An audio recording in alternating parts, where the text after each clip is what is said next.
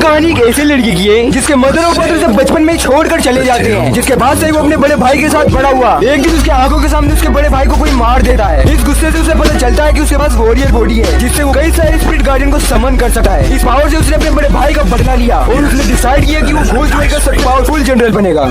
Story के start में हम लियांग नाम के बच्चे को देखते हैं, जिसका अभी एक छोटा भाई हुआ है। तभी उसका फादर उसे बाहर ले जाके कुछ बोलते हैं, लियांग तुम अभी एक बड़े भाई बन चुके हो, तो तुम्हें अपने छोटे भाई का ध्यान रखना पड़ेगा। जैसे मैं रक्षक स्टेट के स्पिरिट को बुरे स्पिरिटों से बचाता हूँ। हाँ फादर, वो मेरा छोटा भाई है तो मैं उसका ध्यान जरूर रखूंगा। इसी के साथ उनके फादर उन दोनों का नाम अपने प्राचीन पेड़ पर लिख देते हैं। रात को उसके मदर और फादर कहीं जाने की बात करते हैं और जब लियांग सोकर उठता है तो वो अपने मदर और फादर को वहाँ पे नहीं पाता। वो कुछ समय तक अपने मदर फादर का इंतजार करता है पर वो नहीं आते। इस समय उसने अपने छोटे भाई साओ को खुद ही संभाला। कुछ समय होने के बाद जब उसके फादर नहीं मिलते तो सेंटोम नाम का बंदा लू नाम के पर्सन को रक्षा स्टेट का जनरल बना देता है, क्योंकि उसके फादर ही रक्षा स्टेट के जनरल थे। लू जनरल बनते ही सबसे पहले लियांग और साओ को पकड़ता है और उनका स्पिरिट गार्डियन यान उन्हें बताता है कि लियांग के अंदर तो साइकिक पावर है बट उसके छोटे भाई साओ के अंदर कोई भी साइकिक पावर नहीं है। जिसे सुनते ही लू साओ को तो ह्यूमन वर्ल्ड में छोड़ने की बात कह देता है और लियांग को डेड आइलैंड पे ट्रेनिंग करने के लिए। और लियांग को कमरे में बंद करने के बाद वो साओ को ह्यूमन वर्ल्ड और रक्षा स्टेट के एग्जिट पे ले जाते हैं और रास्ते में वो कई सारे स्पिरिट को अपने हाथों से मारता है। जिसके बाद वो एग्जिट पे पहुंच जाता है और एग्जिट पे पहुंचते ही वहाँ पर तुरंत लियांग आ जाता है और जो साओ को लेके ह्यूमन वर्ल्ड में अंदर एंटर कर देता है। और लू कहता है इसका कोई फायदा नहीं, वो दोनों ह्यूमन वर्ल्ड में भूख के मारे मर जाएंगे, बट लियांग की मुझे जरूरत थी। ह्यूमन वर्ल्ड में लियांग एक शॉप में से चोरी करके अपने भाई को खाना खिला रहा होता है, पर वहाँ पे एक अट्टा नाम का पर्सन आता है और उसे कुछ खाने को देता है और बोलता है अगर तुम चाहे तो और अच्छी लाइफ जी सकते हो, मैं ऐसी जगह जानता हूँ जहाँ पे तुम्हें अच्छे कपड़े अच्छा खाना मिल सकता है। पर लियांग उसे मना कर देता है क्योंकि वो जगह रक्षा स्टेट से दूर है और वो रक्षा स्टेट को छोड़कर नहीं जाना चाहता।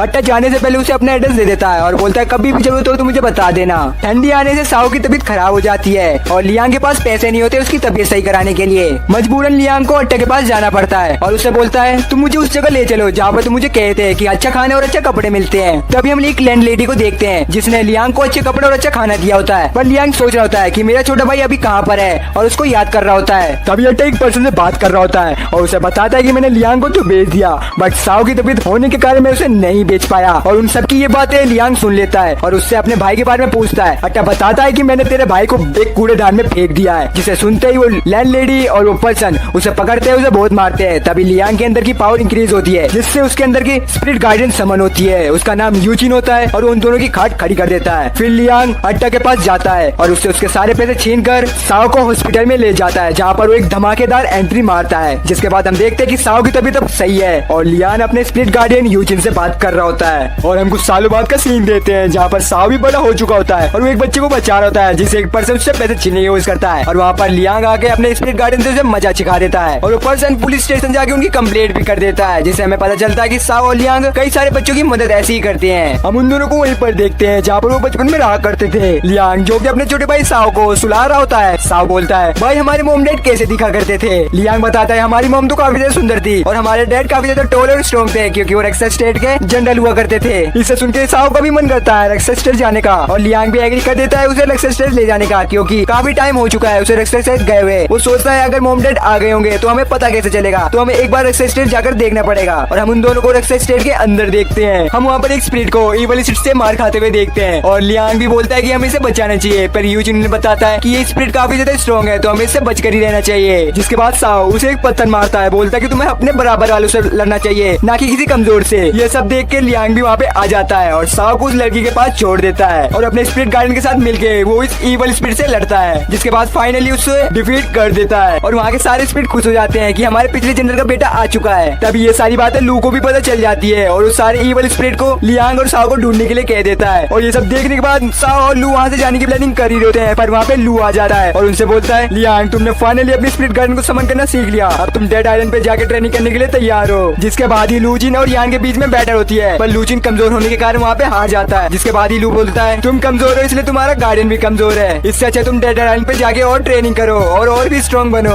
लियांग उसे मना कर देता है। लू बोलता है मुझे कुछ पता चला तुम्हारे मॉम डैड के बारे में। कुछ टाइम पहले एक साइकिल मैसेज आया था जिसमें लिखा था एक क्रिमिनल के बारे में और उस पे तुम्हारे मॉम और डैड का कत्ल का इंजाम था, जिससे हमें पता चलता है कि उसके मॉम डैड अब नहीं रहे। लू लियांग को रस्सी से बांध देता है और सेंटोम के आते ही वो लियांग को उसके हाथों सौंप देता है। सेंटोम बोलता है कि मुझे मालूम नहीं था कि पिछले गार्डियन के 2 बेटे बेटे हैं और दूसरा बेटा कहाँ पर है। लू बोलता है कि दूसरे बेटे के पास कोई साइकिक पावर नहीं है। जिसे सुनता ही सैंटम वहाँ से चला जाता है और हम साओ को देखते हैं जो उसी लड़की के पास होता है जिसे उसे बचाया था।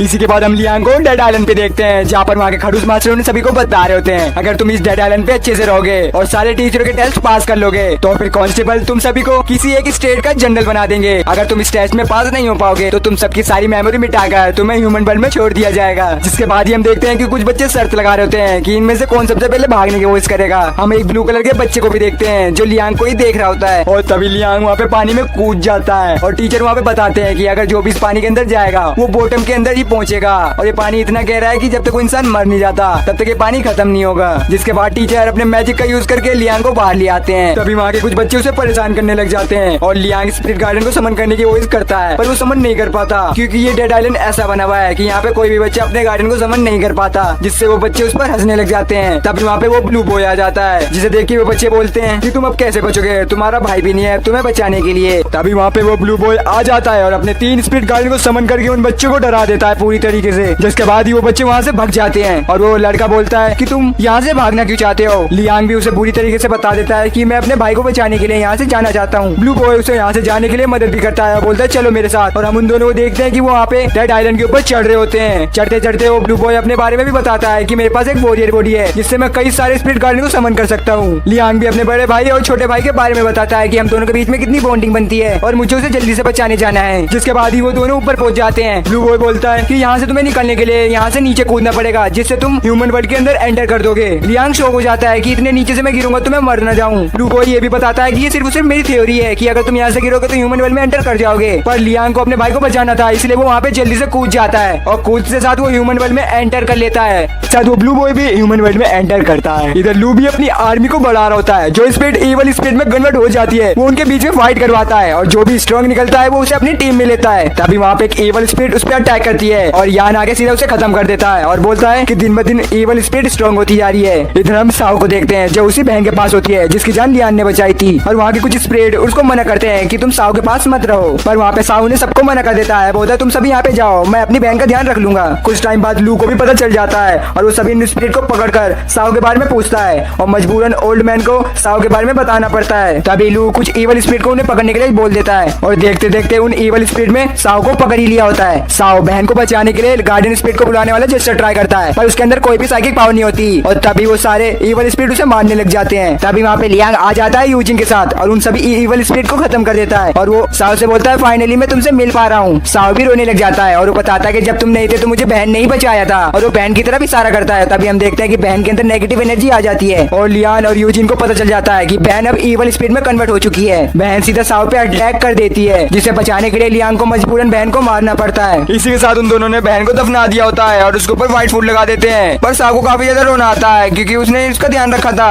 और साओ लियान पे गुस्सा हो जाता है और बोलता है तुम इतने स्ट्रॉन्ग हो चुके हो तो तुम कमजोर को मार देते हो, मैं तुमसे जरूर लूंगा बहन का बदला और मैं इतना स्ट्रॉन्ग हुआ कि मैं तुम्हें हरा सकूं। इसी के साथ वो दोनों ह्यूमन वर्ल्ड में चले जाते हैं ट्रेनिंग करने के लिए। इधर लू को भी पता चल जाता है कि वो दोनों ह्यूमन वर्ल्ड में जा चुके हैं और वो यान को उनके पीछे भेजता है पर यान बताता है कि लियान सिर्फ अपने भाई के लिए आया था, अब वो वापस नहीं आएंगे। जिससे लू भी उन्हें एग्री करके उन्हें छोड़ने को कह देता है। हम ह्यूमन वर्ल्ड में देखते हैं जहाँ पर लियांग और साओ काफी ज्यादा ट्रेनिंग करते हैं और साओ इतना बड़ा हो चुका है कि वो अपने भाई जैसा ही दिखता है और उसके पास हथियार अब आ चुके हैं और वो कई सारे छोटे बच्चों की जान बचाते हैं जिन्हें वो पूरे लोग परेशान करते हैं। इसी के साथ लियान की भी स्पिरिट काफी ज्यादा स्ट्रॉन्ग हो चुकी है इतने सालों की ट्रेनिंग करने से। रक्षसाई स्टेट में लू मजे कर रहा होता है, वो अपने इवल स्पिरिट के साथ पार्टी करता है और वहाँ पे यान आता है और उसे कहता है कि हम दोनों को ट्रेनिंग करनी चाहिए, हम काफी ज्यादा वीक हो चुके हैं। लू बोलता है कि हमें ट्रेनिंग की कोई जरूरत नहीं है, ये रक्षसाई स्टेट मेरी है तो यहाँ पे कोई भी मुझसे जीत नहीं सकता। इधर हम कुछ इवल स्पिरिट को देखते हैं जो उसी ओल्ड मैन को परेशान करते हैं जिसने बहन की बात बताई थी और हम उसमें कुछ स्पिरिट्स को भी देखते हैं जो उस ओल्ड मैन को बचाना चाहते थे। तभी वहाँ पे साओ आता है और उन सभी को वार्न करता है कि इसे छोड़ दो। तभी साओ अपनी पावर का इस्तेमाल करता है, उन सभी को एक झटके में डिफीट कर देता है और एक इवल स्पिरिट को छोड़ते हुए कहता है जाओ तुम लू को बता दो कि रक्षसाई स्टेट के असली मालिक आ चुके हैं। इसे सुनते ही कुछ स्पिरिट खुश हो जाते हैं और वो सोचते हैं कि पिछले गार्डियन के बेटे आ चुके हैं हमें बचाने के लिए। लू को पता लगता है उसने पूरी आर्मी खड़ी कर दी और उसने साओ के ऊपर उन सभी को छोड़ दिया। पर साओ धीरे धीरे सभी को हराने लगा और वो अपनी बॉडी पावर से उन सभी इवल स्पिरिट को डिफीट करने लगा। लू को हैरानी होने लगी कि इन 4 सालों में इतने ज्यादा स्ट्रॉन्ग हो चुके हैं। फिर लू अपने स्पिरिट गार्डियन यान को भी बाहर बुला लेता है। तभी वहाँ पे लियांग आता है और उन सभी को कहता है छोटे तुमने अच्छा काम किया, अब मेरी बारी। लू बोलता है क्या तुम छोटे भाई थे जो मेरी पूरी आर्मी को खत्म कर दिया तुमने, और सोचता है कि उसका छोटा भाई इतना ताकतवर है तो लियान कितना ताकतवर हो गया होगा। तभी यान साओ पे अटैक कर देता है और लियान की गार्डियन यूजिन उनको रोक देती है और यान को भी पता लगता है कि यूजिन भी अब बहुत ही ज्यादा स्ट्रांग हो चुका है। जिसके बाद ही उन दोनों के बीच में फाइट होने लग जाती है। लियान लू से कहता है तुम रक्षा स्टेट को छोड़कर चले जाओ। लू कहता है मैं यहाँ से नहीं जाऊंगा, मुझे स्पिरिट वर्ड ने खुद चूज किया है रक्षा स्टेट का जनरल बनने के लिए। लियान कहता है तुम इतने काबिल नहीं हो कि तुम रक्षा स्टेट के जनरल बन सको और रक्षा स्टेट हमारी फैमिली की है, तो तुम यहाँ से चले जाओ। इधर साओ भी अपनी बहन के कबर के ऊपर होता है और उसे बोलता है कि तुम्हें डरने की जरूरत नहीं है, अब मैंने रक्षा स्टेट को बचा लिया है, यहाँ पर अब सारी स्पिरिट शांति से रह सकेंगे। और लू के हारते ही उसकी गार्डियन यान भी हार जाती है। लियान लू को फिर से जाने के लिए कहता है। लू और यान के हारते ही वो दोनों अपने घर जाते हैं जहाँ पर वो अपने बड़े पेड़ के नीचे अपनी यादें याद कर रहे होते हैं। वहाँ लू आकर कहता है कि मैं इतनी जल्दी रक्षा स्टेट को नहीं छोड़ूंगा और वहाँ के वो पेड़ की एक टहनी खाता है और उसकी साइकिक पावर काफी ज्यादा इंक्रीज होती है। जिसके बाद ही वो पेड़ की राज की बात बताता है कि ये पेड़ काफी ज्यादा प्राचीन है और इस पेड़ की कोई भी टहनी खाता है तो उसकी साइकिक पावर काफी ज्यादा बढ़ जाती है। जिसके बाद ही वो अपने स्पिरिट गार्डियन यान को समन करता है और हम उसकी पावर देखते हैं। लू की पावर बढ़ते है, यान की भी पावर बढ़ जाती है जिसे लियांग और यूजिन भी मिलकर नहीं हरा पाते और लू लियांग को काफी ज्यादा मारता है और उसे बेवकूफ कहते हुए कहता है कि तुम्हें कुछ भी मालूम नहीं रहता रक्षा स्टेट के बारे में, तुम फ्यूचर में जनरल कैसे बन सकते हो। तभी साओ उसे एक लात मारता है जिससे वो दीवार के अंदर जाता है। यूजिन उन दोनों को मिलकर ह्यूमन वर्ल्ड की तरफ जाने लग जाता है और वो कहता है लू काफी ज्यादा स्ट्रॉन्ग बन चुका है उस पेड़ की टहनी खाने से, हम उससे अभी जीत नहीं पाएंगे। पर हम देखते हैं कि लू को उससे कुछ भी फर्क नहीं पड़ता और वो अपने इवल सोल्जरों को पेड़ की टहनी खिला देता है जिससे वो पूरे रक्षा स्टेट में तबाही मचाने लग जाते हैं। साओ कहता है कि हम उस दिन की तरह ही भाग रहे हैं और वो लियान को काफी ज्यादा बुरा भला कहता है। तभी लियान उससे पहली बार अपना एक चाटा मारता है और वो साओ को पकड़ के ह्यूमन वर्ल्ड में फेंक देता है और कहता है कि ये लड़ाई सिर्फ मेरी है तो मैं ही रक्षा स्टेट को बचाऊंगा। और उसे फ्लैशबैक याद आता है कि उसके फादर ने क्या कहा था कि तुम्हें रक्षा स्टेट और अपने छोटे भाई का ध्यान रखना है। इसलिए लियान के अंदर भी जोश आ जाता है और वो यूजिन के साथ मिलकर सारे इवल स्पिरिट को मारने लग जाता है। पर उसकी पावर खत्म हो जाती है क्योंकि इवल स्पिरिट के अंदर भी अब साइकिक पावर आ चुकी है उस पेड़ की टहनी खाने से। और वो उसे लू के पास ले जाते हैं और बोलते हैं कि हमने बड़े भाई को तो पकड़ लिया पर छोटे भाई को नहीं पकड़ पाए। इसी बात पे लू उसे डिस्ट्रॉय कर देता है जिससे लू लियान से उसके छोटे भाई के बारे में पूछता है। वो बोलता है कि तुम मेरे भाई को तो रक्षा स्टेट में कभी भी नहीं ढूंढ पाओगे। तो लू को पता चल जाता है कि वो अभी ह्यूमन वर्ल्ड में है। वो भी डिसाइड कर लेता है कि वो अभी ह्यूमन वर्ल्ड में अपने इवल स्पिरिट को छोड़ेगा। पर यान उसे मना कहता है कि ये स्पिरिट वर्ल्ड के गार्डियन से खिलाफ है, पर लू उसे नहीं सुनता। इधर साओ भी रक्षा स्टेट के अंदर जाने की कोशिश करता है पर उसके अंदर साइकिक पावर नहीं होती। तभी वो देखता है कि उस गेट से कोई स्पिरिट आई है पर उसे वो दिखाई नहीं देती जिससे वो इवल स्पिरिट उसे काफी ज्यादा मारते हैं। हमें पता चलता है एक इवल स्पिरिट नहीं आई, वहाँ पे कई सारे इवल स्पिरिट है। साओ भी दिमाग लगाते हुए वहाँ पर पानी कर देता है जिससे वो सारी इवल स्पिरिट दिखने लग जाती है और उनसे फाइट करता है। इधर एक इवल स्पिरिट जाके लू को बोलता है कि वो इवल स्पिरिट साओ को ले आई है, पर लू बोलता है पर क्या,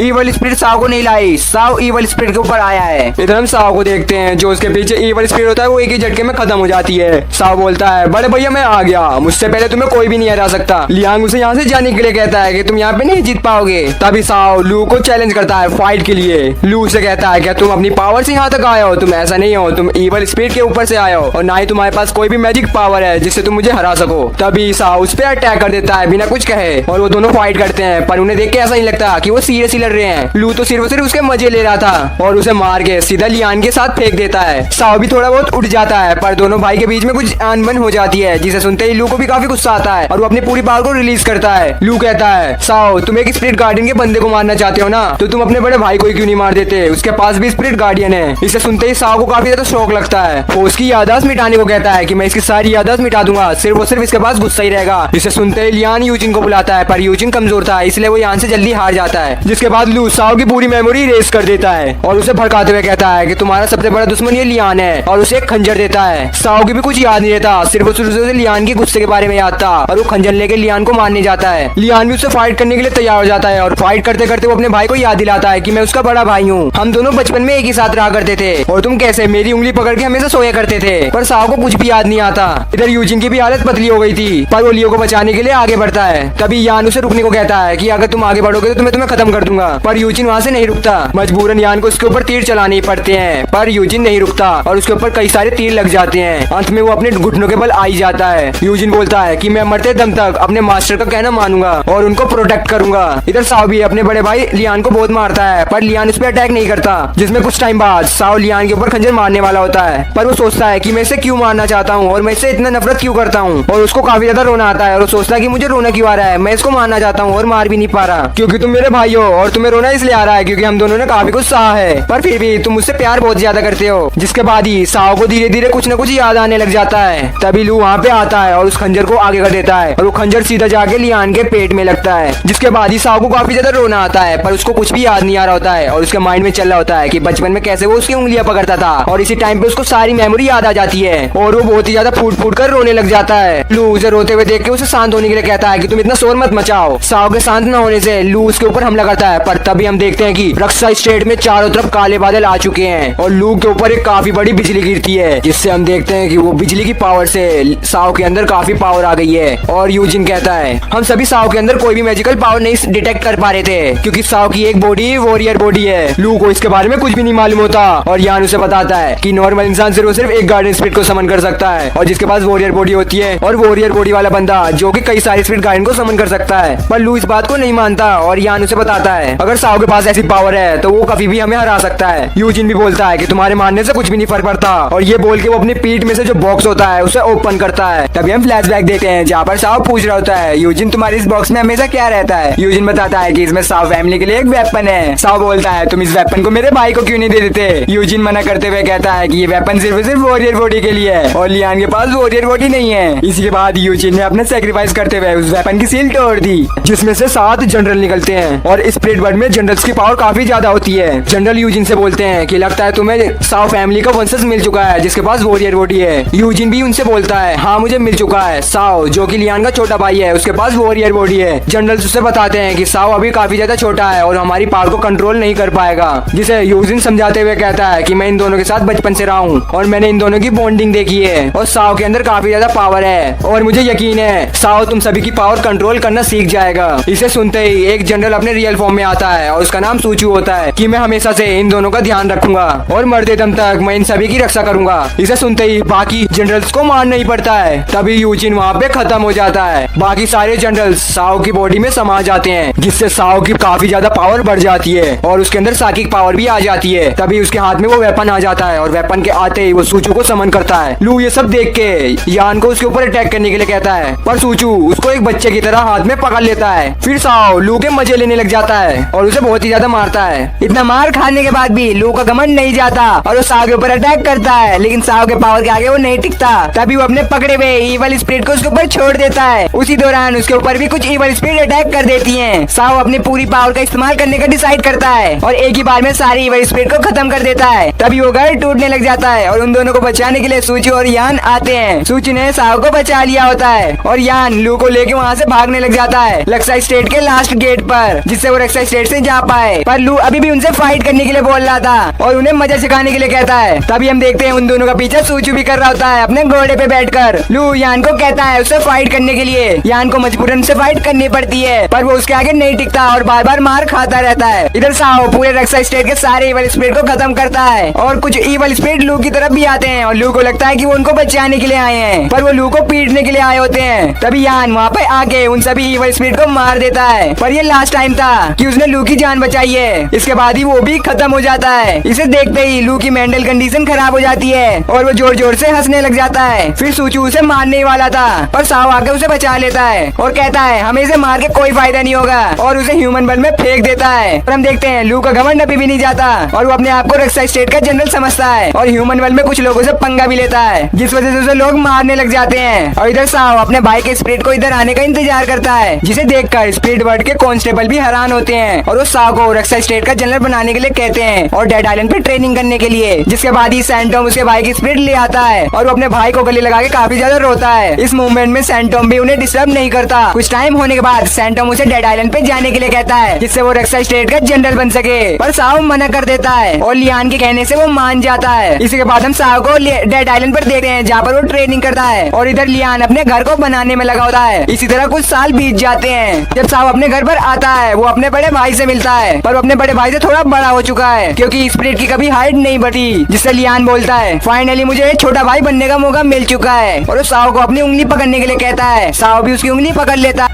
स्टार्टिंग में सियानिंग नाम की लड़की को सैंटोम नाम का बंदा रोकता है और वो अपना बिजनेस कार्ड देते हुए कहता है क्या तुम अपने वैसे देखना चाहोगी। सियालिंग उसे एकदम से इग्नोर कर देती है और वो आगे बढ़ती है। तभी उसे एक डिलीवरी बॉय टक्कर मार देता है। ये कोई और नहीं हमारा हीरो साव है। वो कहता है ये सारा सामान गिर गया। सियालिंग कह रही है कोई बात नहीं, ये तो सिर्फ पेपर्स है। वो कहता है अरे मूर्ख लड़की मेरा खाना गिर गया और तुम इसके मुझे पैसे दो। सियालिंग कह रही है देखो ट्रैफिक लाइट कौन सी हो रही है और ट्रैफिक लाइट रेड हो रही है। फिर वो जख्मी होने की एक्टिंग करती है। पर कुछ टाइम हम बाद बाद देखते हैं साओ पैसे गिन रहा होता है। सियालिंग को मजबूरन उसे पैसे देने पड़ते हैं। साओ वहाँ से चला जाता है। फिर हम उसे अलग अलग जगह जाकर इंटरव्यू देते हुए देखे हैं, पर हर कोई उसे रिजेक्ट कर देता है। और वो बोलती है लगता है सभी लोग मेरी सुंदरता से जलते हैं, इसलिए तो मुझे नौकरी नहीं दे रहे। और वो फाइनली अपने घर पे पहुंचकर सोचती है इससे अच्छा था मुझे डिलीवरी गर्ल की नौकरी कर लेनी चाहिए थी। तभी उसके फोन में एक मैसेज आता है, उसे किसी कंपनी ने इंटरव्यू के लिए बुलाया है। वो एक्साइटिंग के मारे रेडी हो जाती है और वहाँ पे पहुंच जाती है। एंट्रेंस पे रक्षा स्ट्रेट लिखा हुआ है, जहाँ पर वो एंटर करती है तभी उसके पास रखा हुआ कार्ड ब्लिंक करता है एंड अंदर जाके उसे रियलाइज होता है कि नहीं रात को कौन सी कंपनी इंटरव्यू के लिए बुला रही है। और इससे बुरा ये हुआ कि वो आने का रास्ता भूल गई। तभी वो किसी से टकरा जा रही है जो कि ज़ॉम्बी घोस्ट था। वो सियालिंग पे अटैक भी करता है। उसके साथ साथ और भी ज़ॉम्बी घोस्ट आ जाते हैं वहाँ पर। फिर साओ और लियांग स्कूटर की टक्कर होने के बाद उसको सही कर रहे हैं। फिर उन दोनों को ज़ॉम्बी घोस्ट की आवाज आती है। लियांग कहता है यहाँ पे किसी ह्यूमन ने एंट्री ली है। तो सियालिंग के ऊपर काफी ज्यादा ज़ॉम्बी होते हैं। तभी उन पर आगे एक एरो लगता है जिससे वहाँ पे बहुत सारे ज़ॉम्बी घोस्ट गिर जाते हैं। वहाँ पे साओ और लियांग दोनों आ चुके हैं। साओ सीधा नीचे आके अपने वेपन से कई सारे ज़ॉम्बी घोस्ट को मारता है और उनसे फाइट करने लग जाता है। लियांग सियालिंग से पूछता है तुम रक्षा स्टेट में कैसे आ गई? ये तो ह्यूमन वर्ल्ड और स्पीड वर्ल्ड के बीच की जगह है और मेरा भाई यहाँ का जनरल है। और सियालिंग फिर साओ की आवाज पहचान जाती है कि ये वही लड़का है जिसने मुझे टक्कर मारी थी। और वो दोनों फिर से झगड़ने लग जाते हैं। तभी वहाँ पे ज़ॉम्बी घोस्ट का लीडर आता है जिसके पास एक बड़ी सी तलवार थी। कहता है मैं भी पहले जनरल हुआ करता था, पर घोस्ट बनने के बाद मुझे लगता है कि अब मैं इस सिटी का जनरल बनूंगा। साओ कहता है रक्षा स्टेट सारी स्ट्रीट में से सबसे डेंजर है, तो इसे सुरक्षा देने वाला भी सबसे ज्यादा डेंजर होगा।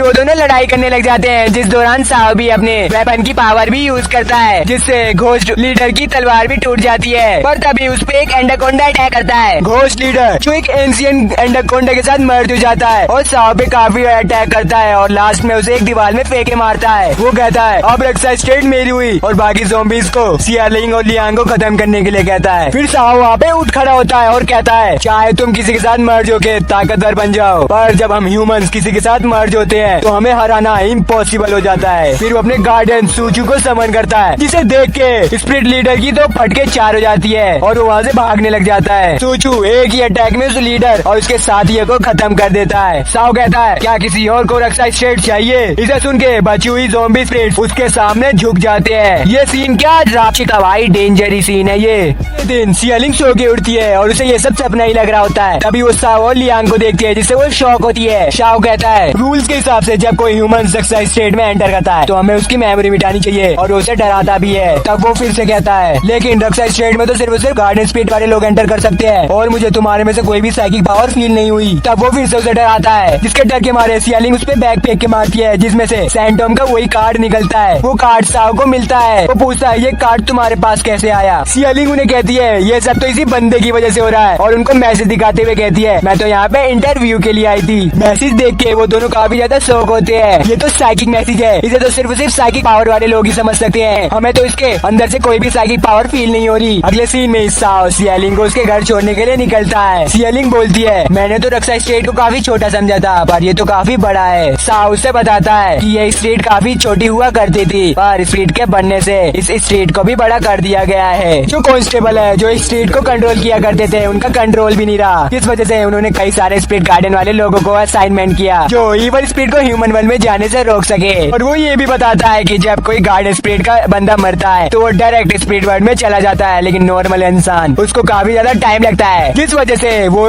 इवल स्पिरिट में कन्वर्ट हो जाता है। सियालिंग ये भी कहती है कि ज़ॉम्बी के लीडर से फाइट करने के लिए जो तुमने मॉन्स्टर बुलाया था वो कौन था? साओ बोलता है कि पीछे मुड़ के तो देखो, पीछे सूचू अपने घोड़े पे सवार होके उनका पीछा कर रहा था। फिर रक्षा स्टेट के एंड पर पहुंचते हैं जहाँ पर कई सारे ज़ॉम्बी घोस्ट थे। साओ सभी को उड़ाते हुए आगे बढ़ता है। बचे हुए ज़ॉम्बी घोस्ट को सूचू खत्म कर देता है। फाइनली फिर वो रक्षा स्टेट के गेट को पार कर देते हैं। साओ भी सियालिंग को उसके घर छोड़ देता है। ये काम मैंने फ्री में नहीं किया, मुझे इसके बदले पैसे चाहिए। सियालिंग कहती है मुझे मालूम था तू कंजूस के कंजूस ही रहोगे। वो उसे पैसे देके कहती है जिस सैंटोम नाम के बंदे से मैं मिली थी वो कौन था? साओ बताता है सैंटोम नाम का बंदा ना ह्यूमन वर्ल्ड में आकर साइकिक पावर वाले लोगों को ढूंढता है जिससे वो उन्हें जनरल बना सके, और वो उसे साइकिक मैसेज लिखे भी दिखाता है कि यही मैसेज तुम्हारे फोन में आया था इंटरव्यू के लिए, तो तुम्हारे अंदर भी थोड़ी बहुत साइकिक पावर है। एंड फिर वहाँ से चला जाता है। इसके बाद सियालिंग रात को खुश होते हुए कहती है लगता है मेरे पास भी एक गार्डन स्पिरिट है, और वो उसको बुलाने का जेस्चर भी ट्राई करती है। वो सोचती है लगता है मुझे साओ से सीखना पड़ेगा। वो रक्षा स्टेट के लिए दोबारा निकलने लग जाती है, पर बीच में उसे याद आता है कि पिछली बार उसके साथ क्या हुआ था।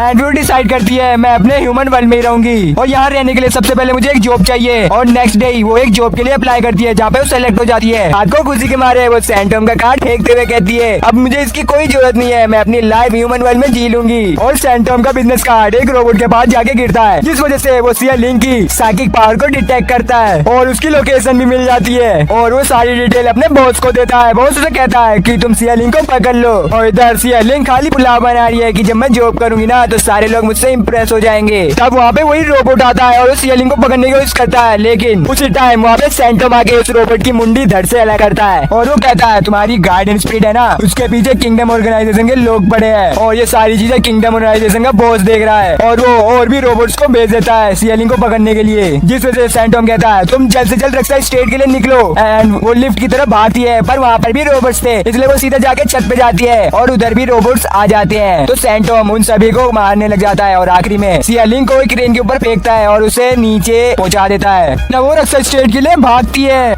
तो रोड पे ध्यान नहीं देती और उसके सामने एक ट्रक आता है और ट्रक के खुद ही टुकड़े हो जाते हैं। सिया लिंक डर जाती है और कहती है मैंने ना अभी अपनी गार्डन स्पीड की झलक देखी है। किंगडम ऑर्गेनाइजेशन ने कैमरे में ना उसकी गार्डन स्पीड की झलक देखी जो कि काफी डेंजर है। भाई लोग सिया लिंक की भी गार्डन स्पीड काफी ज्यादा स्ट्रॉन्ग लग रही है। अगले दिन ही वो रक्षा स्टेट में होते हैं जहाँ लियांग उन्हें चाय देते हुए कहता है कि भाई अभी ह्यूमन वर्ल्ड में डिलीवरी के लिए गए हैं। सिया लिंक कहती है तुम्हारा बर्ताव तुम्हारे भाई से काफी ज्यादा अच्छा है। अब वहाँ पे साव आता है, वो कहता है मेरे घर पे आके मेरी बुराई। फिर लियांग उसको बता रहा है कि ये हमारी फैमिली ट्री है, इसमें हमारी फैमिली के नाम है। तो दूसरी तरफ सैंटोम बोल रहा तुमको ना सिया लिंक को ट्रेनिंग देनी पड़ेगी उसकी गार्डन स्पीड को बाहर बुलाने के लिए। साव बोलता है तुम इसको डेड आइलैंड पे क्यों नहीं छोड़ देते ट्रेनिंग करने के लिए। ओ हाँ मैं तो भूल ही गया था, वहाँ पे तो बच्चों को भेजा जाता है बूढ़ियों को नहीं। इसे सुन के सिया लिंक भी गुस्सा होती है, वो कहती है मैं बूढ़ी नहीं हूँ। सैंटोम कहता है तो फिर तुम तब तक के लिए इसे अपने पास ही रख लो क्योंकि इसके पीछे किंगडम ऑर्गेनाइजेशन के लोग पड़े हैं और रक्षा स्टेट में काफी इवल स्पिरिट्स बढ़ती जा रही है और मुझे लगता है इन सभी के पीछे किंगडम ऑर्गेनाइजेशन का हाथ है। साव कहता है ओके ओके मैं इसकी दाई अम्मा बन जाऊंगा। सिया लिंक कहती है मैं अपना ध्यान खुद रख लूंगी, मुझे अपना खाना बनाना कपड़े धोना सब आता है। साव कहता है तुम्हें सब आता है तो फिर तुम तो मेरे काफी काम की हो। नेक्स्ट सीन में हम सिया लिंक को एक वेट्रेस की ड्रेस में देखते हैं। साव उसकी मजबूरी का ना पूरा फायदा उठाता है, उससे हर एक काम करवाता है अपना घर का, जिसे देखे लियांग को उसके ऊपर तरस आता है और उसे मना करता है काम करने के लिए। पर साव को तो काफी मजा आ रहा था उसे तंग करने में और वो उसको ह्यूमन वर्ल्ड में डिलीवरी करने के लिए भी कहता है, जिसे सुन के लियांग कहता है सिया लिंक के पीछे किंगडम ऑर्गेनाइजेशन के लोग पड़े हैं तो फिर इसे वहाँ जाना खतरे से खाली नहीं है। साव कहता है पर हम क्या करें, इसके आने से हमारा खर्चा काफी डबल हो चुका है और ये काम कम और खाती ज्यादा है। जिसे सुन के सिया लिंक का भी सबर टूट जाता है और कहता है बस अब मैं तुम्हारे इस घर में रहने के लिए रेंट देने के लिए तैयार हूँ। और ईवल स्माइल में कहता है तुम्हें यहाँ पे रेंट काफी महंगा पड़ेगा। सिया लिंक कहती है कितना 100 यान। जिसे सुन के सिया लिंक कहती है चलो छोड़ो तुम 200 यान ले लो, उसके लिए ये रकम काफी कम थी। इसके बाद हम साव को वेट्रेस की ड्रेस में देखते हैं और सिया लिंक उससे हर एक काम कराती है जो उसने उससे कराया था और साव थक जाता है। फिर लियांग कहता है आखिरकार किंगडम ऑर्गेनाइजेशन के लोगों ने अभी तक अटैक क्यों नहीं किया। साव कहता है रक्षा स्टेट की बॉर्डर ना काफी स्ट्रॉन्ग है, वो इतनी जल्दी यहाँ पे आ नहीं सकते। लियांग ये भी पूछता है कि वो सिया लिंक के पीछे ही क्यों पड़े हैं, जिसे सुन के साव को भी डाउट होता है कि मैंने पहले क्यों नहीं सोचा इस बारे में। तो फिर वो ये बात सैंटोम से पूछते हैं। सैंटोम बताता है किंगडम ऑर्गेनाइजेशन के लोग ना सिया लिंक के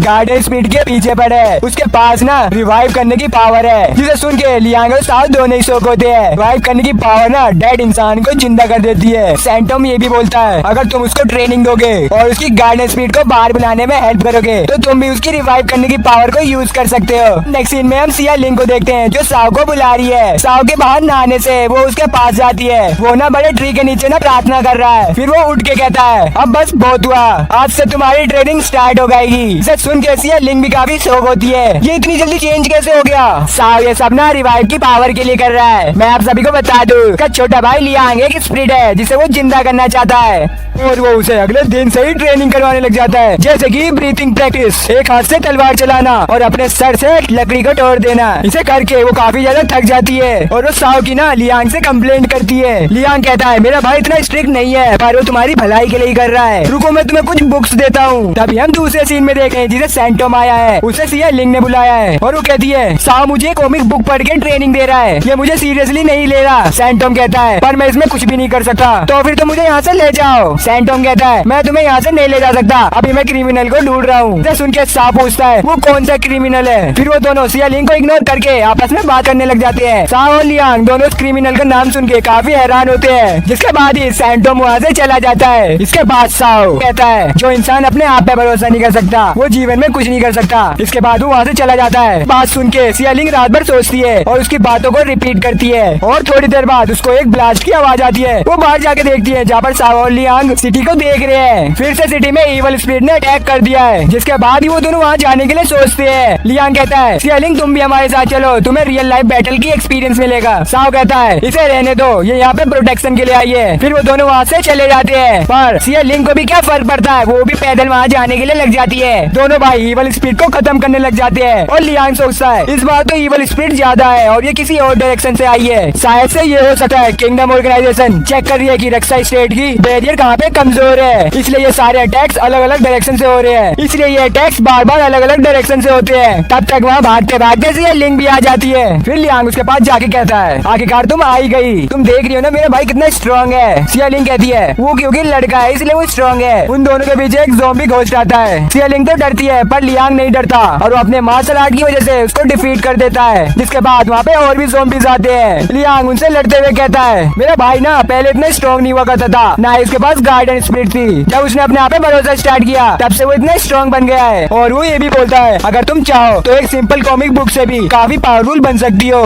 जिसे सुनने के बाद सियालिंग के अंदर भी जोश आता है और थोड़ी बहुत आंखें उसकी खुल जाती है। फिर हम अगले दिन से देखते हैं जहाँ सियालिंग काफी ज्यादा ट्रेनिंग करती है। उसकी ट्रेनिंग देख के साओ भी हैरान होता है। फिर वो अपने गार्डन स्पिरिट को समन करने का जेस्चर भी ट्राई करती है, जिसके अपीयरेंस को देख के वो काफी ज्यादा डर जाती है। उसे डरते हुए देख के लियांग आता है और कहता है फाइनली तुमने अपने गार्डन स्पिरिट से कांटेक्ट करने की कोशिश कर ली। सियालिंग कहती है घंटा मैंने कुछ किया, ऊपर से तो मैं उससे डर गई, ना ही मैं उसे बाहर बुला पाई। नॉर्मली जब गार्डन स्पिरिट का मास्टर खतरे में होता है ना तब वो बाहर आता है और वो लियांग से ये भी पूछती है कुछ टाइम से तुम्हारा भाई नहीं दिख रहा। लियांग बोलता है मेरा भाई अभी ह्यूमन वर्ल्ड में किसी को ढूंढ रहा है। इसके बाद ही हम साओ को देखते हैं जो ह्यूमन वर्ल्ड में दूसरे स्टेट्स के जनरल से मिलता है और वो उसी क्रिमिनल के बारे में पूछताछ कर रहा है जिसे सैंटोम ने बताया है। पर उस जनरल को उसके बारे में कुछ नहीं मालूम और वो अपने जान पहचान लोगों से सबसे पूछता है, पर उसके बारे में उसे किसी को भी नहीं मालूम। उसको किंगडम ऑर्गेनाइजेशन का लीडर अपने रोबोट से देख रहा होता है। तब साओ वहाँ से गायब होके सीधा उस रोबोट के पीछे आता है और उसकी मुंडी धड़ से अलग कर देता है। अब वहाँ पे सैंटोम आ जाता है। उन दोनों की बातें सुन के मैं समझ जाता हूँ साओ उस क्रिमिनल को इसलिए ढूंढ रहा है कि उसका क्रिमिनल पे ना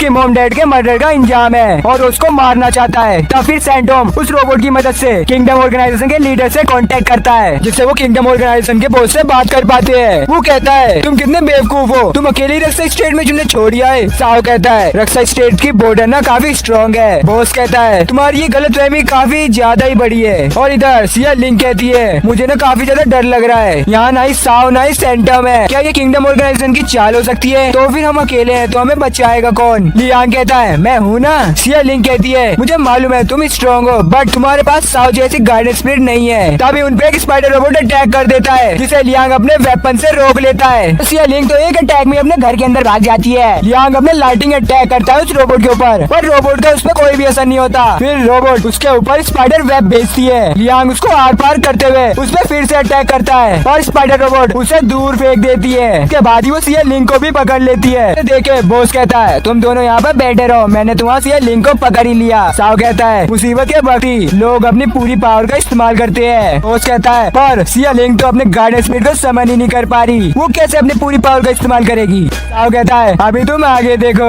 इधर लियांग को काफी गुस्सा आ रहा है। फिर वो अपने स्पिरिट गार्डन को समन करता है। ये गार्डन नहीं, ये एक रोबोट है जो स्पिरिट पावर से चलता है। वो उसके साथ कंबाइन होके स्पाइडर रोबोट की हालत बदली कर देता है। देखते हैं स्पाइडर रोबोट अपने मिनी रोबोट्स को बाहर बुलाती है। इसके बाद ही लियांग अपना फाइनल मूव बियर फ्लावर का यूज करता है। उस अटैक से ना पूरी सिटी में रोशनी होती है और वो एक ही अटैक से स्पाइडर रोबोट के खानदान को मिटा देता है। और सैंटोम कहता है रक्षा स्टेट के ना दो भाई रक्षा करते हैं, पहला तो खुद साओ और दूसरा उसका भाई लियांग, तो तुम किसी को कम मत समझो। फाइट खत्म होने के बाद लियांग की रोबोट की हालत पतली हो जाती है, जिसे देख के सियालिंग कहती है क्या तुम मेरे लिए भी एक रोबोट बना दोगे? लियांग कहता है इससे अच्छा तुम अपने स्पिरिट गार्डन को समन कर लो। मेरे रोबोट की तो कुछ लिमिटेशन है और गार्डन स्पिरिट की कोई लिमिटेशन नहीं होती। तुम उनसे चाहे जितना फाइट करवाओ वो कभी वीक नहीं पड़ते। और सियालिंग कहाँ मारने वाली वैसे उसे दोबारा बनाने के लिए कहती है। तभी वहाँ सैंटोम और साओ आ जाते हैं और उसी के बाद हम अगले दिन का सीन देखते हैं जहाँ लियांग और साओ अपने घर को ठीक कर रहे हैं, जिसमें उनका सूचू भी हेल्प करता है। सैंटोम सियालिंग को बताता है अगर तुम्हारे पास गार्डन स्पिरिट हो तो तुम उससे कोई सा भी काम करवा सकती हो। वो फाइट करने के साथ साथ तुम्हारे हर एक काम कर सकता है। अगर तुमने जल्द से जल्द अपनी गार्डन स्पिरिट को समन नहीं किया तो किंगडम ऑर्गेनाइजेशन तुम्हारी गार्डन स्पिरिट को ले जाएंगे। अगर तुमने समन करना सीख लिया तो वो तुम्हारी गार्डन स्पिरिट को तुमसे अलग नहीं कर पाएंगे। सियालिंग कहती है और जब भी मैं अपने गार्डन स्पिरिट से कांटेक्ट करती हूँ तो उसके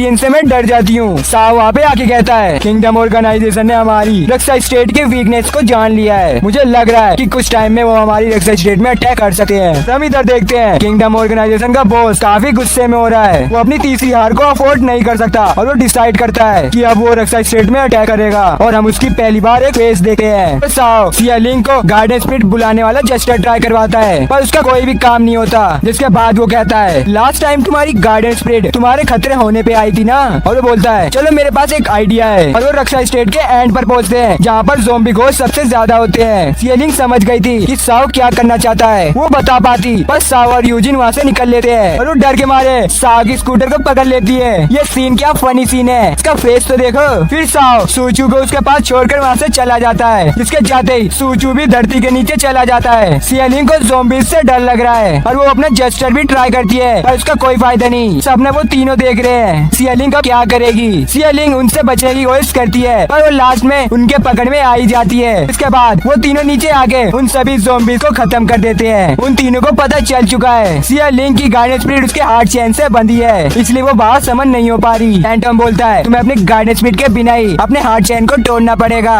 अगर तुम इसके लिए एक्सरसाइज और ट्रेनिंग भी करोगी इसमें तुम्हें 100 साल लगी जाएंगे। जिसे सुन के साव कहता है हमारे पास इतना टाइम नहीं है, किंगडम ऑर्गेनाइजेशन के लोग कभी भी अटैक कर सकते हैं। नेक्स्ट सीन में सैंटोम और साव भाग रहे हैं। सैंटोम उसे बड़े पेड़ की टहनी को सियालिंग को खिलाने के लिए कहता है जिससे वो अपनी गार्डन स्पिरिट की हार्ट चेनों को तोड़ देगी पर साव उसे मना कर देता है। सैंटोम कहता है तुम टेंशन मत लो, मैं ये बात कांस्टेबल को नहीं बताऊंगा। साव बोला है कांस्टेबल से मुझसे कोई मतलब नहीं, ये ट्री मेरी फैमिली की है इसलिए मैं ट्री का ध्यान रखूंगा और इसे किसी और को नहीं छूने दूंगा। तब वो एक बार फिर से डिस्कशन करते हैं। उसी टाइम वहाँ पे सियालिंग आ जा रही है जो उनसे पूछती है कौन सा ट्री। वो सियालिंग को बाहर ले जाके बता रही है ये जो पेड़ तुम देख रही हो ये ह्यूमन वर्ल्ड स्पीड बर्ड के बीच की बॉर्डर है, मतलब कि इसके अंदर साइकिक पावर कूट कूट के भरी है। इसके खाने से तुम्हारी साइकिक पावर अलग ही लेवल पे पहुंच जाएगी और तुम अपने गार्डन स्पिरिट को समन कर पाओगी। इसे सुन के सियालिंग तो खुश होती है कि अब मुझे साव की ये बकबक नहीं सुननी पड़ेगी। साव उसे मना कर देता है जिस वजह से दोनों के बीच में लड़ाई होने लग जाती है और साव कहता है तुम्हें तो सिर्फ उसे बहाना चाहिए ट्रेनिंग ना करने का। सियालिंग कहती है क्या हो जाएगा अगर मैं अपने हार्ट चेन को तोड़ सकूंगी। साव कहता है ऐसे करने से ना तुम उन लोगों को धोखा दोगी जिनके पास साइकिक पावर नहीं होती और वो मेहनत करके पावरफुल बनते हैं। ये कह के वो अपने भाई के पास चला जाता है। लियांग बोलता है मुझे मालूम है तुम अभी भी लू को नहीं भूले पर सियालिंग उन जैसी नहीं है, वो सच्चाई की तरफ चलती है और मुझे मालूम है वो पेड़ की टहनी खाने के बाद अपनी पावर को कंट्रोल में रखेगी। दूसरी तरफ सियालिंग काफी उदास है। उसके पास सैंटोम आता है। पूछने पर सियालिंग बताती है जब भी कभी कोई मुसीबत आती है मैं हमेशा पीछे हटने का ही सोचती हूँ, मुझे नहीं लगता कि मैं अपनी पेड़ को बाहर बुला पाऊंगी। सैंटोम भी उसे थोड़ा मोटिवेशन देता है और वहाँ से निकल लेता है। वो बड़े पेड़ के पास जाती है। उस टाइम उसे साव की बातें याद आती है कि तुम सबसे आसान तरीका ढूंढियो अपने लिए। सियालिंग कह रही है साव को क्या मालूंगा मेरे बारे में, मैंने 2 महीने इतनी मेहनत करी है अपनी स्पिरिट पावर को फील करने में। फिर वो बड़े पेड़ पे चढ़ती है उसकी टहनी खाने के लिए। उसको उस टाइम सारी रिपीट टेलीकास्ट होती है कि वो कैसे रक्षा स्टेट में आई और साव और लियांग से मिली। इससे वो रुक जा रही है और नीचे आके सोचती है मैं अभी भी मेहनत कर सकती हूँ, मुझे मालूम है एक ऐसा टाइम आएगा जिस दिन मुझे इस बड़े पेड़ की टहनी खाए बिना अपने पावर को अनलॉक कर लूंगी। उसे साव भी देख रहा है और मन ही मन खुश हो जा रहा है कि सियालिंग ने सही डिसीजन लिया। तभी रक्षा स्टेट का मौसम बदलने लग जाता है और वहाँ की लाइटें ब्लिंक करती है। साव और लियांग भी बाहर आ रहे हैं। सैंटोम वहाँ पे आके कहता है मुझे यकीन नहीं था कि ये टाइम इतनी जल्दी आ जाएगा। तभी रक्षा स्टेट के आसमान में एक पोर्टल ओपन होता है जिसे दरअसल किंगडम ऑर्गेनाइजेशन के बॉस ने ओपन किया है। वो सियालिंग को ढूंढने लग जाते हैं। इसे देखे लियांग और सियालिंग काफी हैरान होते हैं बॉस ने कैसे रक्षा स्टेट के पोर्टल को पार किया। इससे साव को कोई फर्क नहीं पड़ता, वो सूचू को बुला के रोबोट्स की तरफ बढ़ जाता है। फिर रोबोट्स नॉर्मल स्पिरिट को मारते हुए सियालिंग के बारे में पूछती है। फिर वहाँ पे साव आ जाता है, उन रोबोट्स की धुलाई करने लग जाता है और वो उस स्ट्रीट का नाम पता है जहाँ से वो पोर्टल ओपन हुआ है और कहता है आखिरकार उस स्टेट का जनरल कर क्या रहा है। तभी देखते देखते रक्षा स्टेट के दूसरी साइड एक और पोर्टल ओपन होता है जिसे देख के साव सूचू को उसकी तरफ भेज देता है। खुद उन रोबोट्स को डिस्ट्रॉय करने लग जाता है। पोर्टल को ओपन होते हुए देखे सियालिंग को तो काफी फिक्र हो रही है। वो सैंटोम को साव की मदद करने के लिए बोलती है। सैंटोम और लियांग दोनों ही बोलते हैं साव इन सभी को अकेले ही संभाल लेगा। ये बात करते करते वहाँ पे एक और पोर्टल ओपन होने लग जाता है जिसे देख के वो चारों ही हैरान हो जाते हैं कि आखिरकार किंगडम ऑर्गेनाइजेशन का बॉस ये कैसे कर रहा है। और सियालिंग जबरदस्ती सैंटोम को दूसरे पोर्टल की तरफ भेज दे रही है साव की हेल्प करने के लिए। तरफ साव अपने सबसे खतरनाक मूव फायर अटैक करता है जिससे वहाँ के सारे रोबोट राख में बदल जाते हैं। ये क्या गजब का सीन है भाई लोग। और बॉस बाकी सभी रोबोट्स को उसकी तरफ भेजकर वहाँ से चला जाता है। इधर लियांग सोच रहा है रक्षा स्टेट के तो 3 साइड पोर्टल ओपन हो चुका है, मतलब कि अब चौथा पोर्टल इधर ही ओपन होगा। फिर वो अपने गार्डन स्पिरिट रोबोट टैंक को बाहर बुलाता है। प्रेडिक्शन के हिसाब से अगर उस पोर्टल के ओपन होने से पहले वो उसको डिस्ट्रॉय कर दे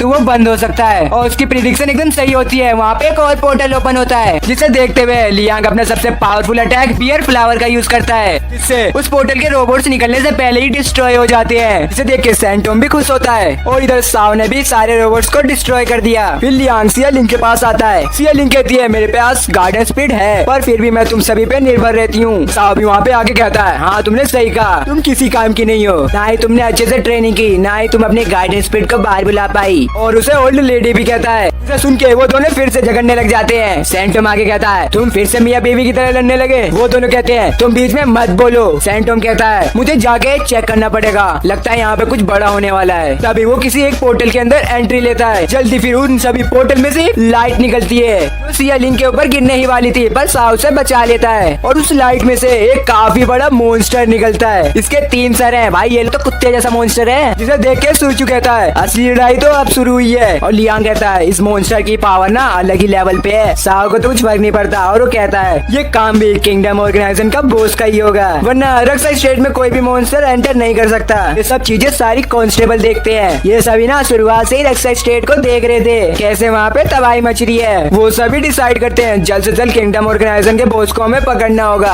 अब मॉन्स्टर तो तबाही मचाने लग जाता है और वो नॉर्मल स्पीड पे अटैक भी करता है। और जब वो एक लड़की को मारने लग जाता है तब वहाँ पे साव आके उस लड़की को बचा लेता है और सूचू तो उस मॉन्स्टर के साथ लड़ने लग जाता है। साव को उस लड़की को देख के अपनी सिस्टर की याद आ जाती है, इन्हें उन लोगों ने बचपन में खो दिया था। ये सब तो सिया लिंग और लियांग भी देखते हैं। साव डिसाइड करता है इस मॉन्स्टर को हमें कहीं और जाके लड़ना पड़ेगा और वो एक पोर्टल ओपन करता है जिसमें उस मॉन्स्टर को वो अपने साथ ले जाते हैं। इधर अचानक से सिया लिंग के ऊपर कोई अटैक कर देता है। लियांग उसे रोक लेता है और कहता है तुम हो कौन? ये अटैक किंगडम ऑर्गेनाइजेशन के बॉस ने किया है। वो कहता है सिया लिंग तुम्हारे पास गाइडेंस स्पीड है पर फिर भी मैं तुम्हारे अंदर 0% स्पीड पावर को फील कर रहा हूँ। और वो ये भी बताता है वो रोबोट्स और ये मॉन्स्टर को मैंने ही भेजा है सिया लिंग को पकड़ने के लिए। ये भी कि रक्सा स्टेट के बॉर्डर को तोड़ने के लिए मैंने बाकी सारे स्टेट में कब्जा किया, क्योंकि स्टेट से दूसरे स्टेट्स में काफी बिग बॉर्डर होती है। लियांग कहता है चाहे तुम कोई भी हो पर सिया लिंग अभी रक्सा स्टेट में है। जिसपे बॉस कहता है हमारी भाई की बात अलग है, वो बाकी सारे जनरल में से सबसे स्ट्रॉन्ग है और मैंने तो बाकी जनरल्स को ठिकाने ही लगा दिया है। जिसपे हमें पता चलता है उसने ना बाकी स्टेट के जनरल्स को अलग ही कोने में दबा रखा है। उसको देख के एक मेल कांस्टेबल कहता है हमें इस मामले में नहीं आना चाहिए, ये सब सैंटोम संभाल लेगा। के रिप्लाई में दूसरी फीमेल कांस्टेबल कहती है उस सैंटोम की बात कर रहे हो जो इसका 3 महीने से कोई अता पता नहीं है। दूसरी तरफ हम दूसरे स्टेट के जनरल को देखते हैं जिसकी हालत पतली हो रही है। तभी वहाँ पे सैंटोम आता है। वो जनरल सब कुछ बता देता है कि कैसे किंगडम ऑर्गेनाइजेशन के बॉस ने उसकी स्टेट पे हमला किया और रक्सा स्टेट में जाने का पोर्टल ओपन कर दिया, और ये भी कि तुम इसके बारे में कांस्टेबल को रिपोर्ट कर दो। पर सैंटोम मना कर देता है और कहता है ये अभी मुझ पे इससे भी जरूरी काम है। और हम इधर साव और सूचू को लड़ते हुए देखते हैं। वो मॉन्स्टर के साथ काफी ज्यादा टक्कर लेते हैं और मॉन्स्टर को डिस्ट्रॉय करते हैं। पर क्या मॉन्स्टर बार बार अपने आप को हील कर लेता है। फिर साव सोचता है ये मॉन्स्टर तो काफी स्ट्रॉन्ग है, इस पे हमारा कोई भी नॉर्मल अटैक काम ही नहीं कर रहे। वो डिसाइड करता है इस मॉन्स्टर को हमें दोनों साइड से अटैक करना पड़ेगा। फिर वो ऐसे ही करते हैं पर वो मॉन्स्टर चालाक होता है, वो सीधा जाके सूचू पे अटैक करता है जिसे साव तो बचा लेता है और उस पे अपनी फ्लेम से भी अटैक करता है पर उस पे कोई भी असर नहीं होता।